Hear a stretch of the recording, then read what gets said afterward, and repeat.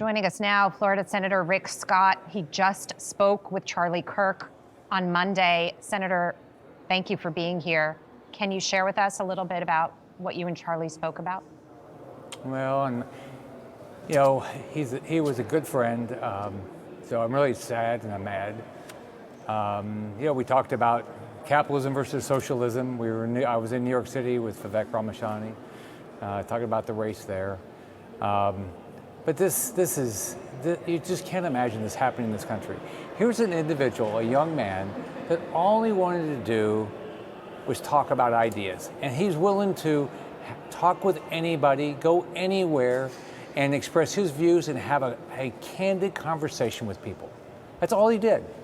And he knew that his ideas and the fact that we could talk about things would always win the day. And he won the day because his ideas were better. His ideas were about faith, family, freedom. And he was just a sincere, genuine person. A wonderful husband, a wonderful father, a wonderful friend. So I talked to Charlie a lot, and I'm gonna miss him. I can't imagine 31 years old, all he accomplished, and now his voice will be silent, his ideas will not be silenced, his movement will not be silenced. He expects us to continue for the benefit of his family and this whole country. But I'm very sad. I can't imagine this has happened. This has got to stop. This rhetoric that the left has, that they think it's okay, violence against conservatives, it's got to stop. But you know, hopefully, maybe this will be the final straw that the left will finally start saying, let's have conversations rather than violence. Do you really believe that, Senator? I think about that the left, they couldn't beat him in a debate. They couldn't win the debate, so they shot and murdered him. That's where we are. And do they think this kind of pivotal watershed moment in this country is going to silence the rest of us? I would quote Greg Gutfeld, but we are now woke the F up.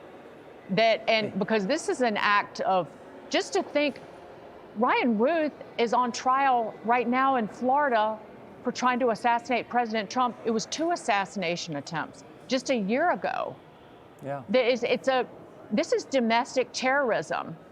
And I do praise the Lord that the man in charge in D.C. and the people in leadership, yourself included, will make sure once a suspect or suspects are apprehended and indicted, will prosecute them to the fullest extent of the law.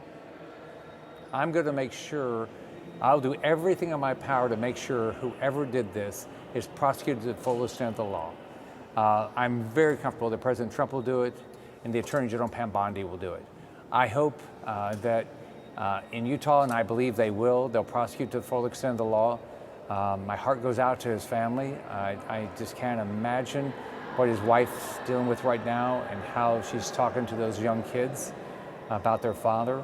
But look, we win on the ideas. Charlie will expect us to, he's always inspired all of us with his courage, his willingness to talk to anybody, go into the lion's den. We've got to continue his legacy. We can't stop. I mean, the left wants to destroy this country, and we cannot allow them to destroy this country. Senator, I think back to the election, and the Democrats loved to talk about President Trump as a threat to democracy. He was this big, bad threat. They tried to take him out twice, 2 assassination attempts on his life. And so in that light, I'm looking at this and thinking about how powerful Charlie Kirk was and how influential his message was, especially in the last election. But when you silence the opposing view, that in and of itself is a threat to democracy, because they're trying to end the conversation. They're trying to take the free speech away. They're trying to scare people to not attend rallies like this, to not speak out or listen to somebody else speaking out. And that's a serious problem in this country. I mean, Dagan called it domestic terrorism, it's political violence. It really, if it's allowed to progress, will be the end of the republic. If we don't allow ourselves to have real, legitimate conversations with each other about the way path forward, and it's okay with somebody who disagrees with you, what country do we have left? I mean, you look at this year, we lost the candidate for president in Colombia. This is what we've watched go on around the world. It never should be happening in this country. We saw what happened to the Kennedys back in the 1960s. We saw what happened to Martin Luther King. We saw the assassination attempts on Reagan and on Trump, and now this.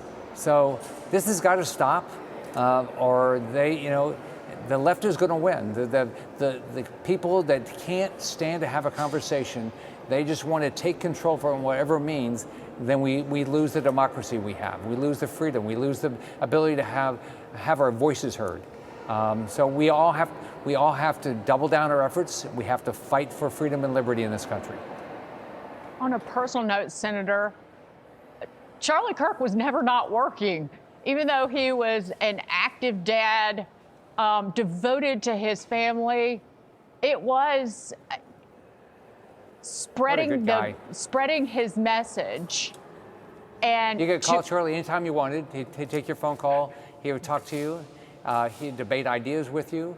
And he was always trying to figure out how to elect conservatives and how to help conservatives make sure their voices were heard and get people elected so we would do the things that we all believed in. He was just you just admired him for what he accomplished in 31 years and the voice he had and the following he had. You just have to admire him, what he did. He helped win, maybe single-handedly won Arizona for President Trump. Maybe Michigan. There are a lot of things that Charlie Kirk accomplished in his life, and he's got an army of, I think it's 750,000 student activists with Turning Point USA and 300 staff members. But I think that army just got bigger, Senator Rick Scott, with his assassination. It will. We're not going to give up. And I smile because he was a man of deep faith. And so I know that he is in a much greater place. And he is looking down on his wife and children. And he will guide them and shepherd them until he can join them again someday. Senator Rick Scott, thank you so much. Bye, Dagan. Bad day. Yep. Indeed.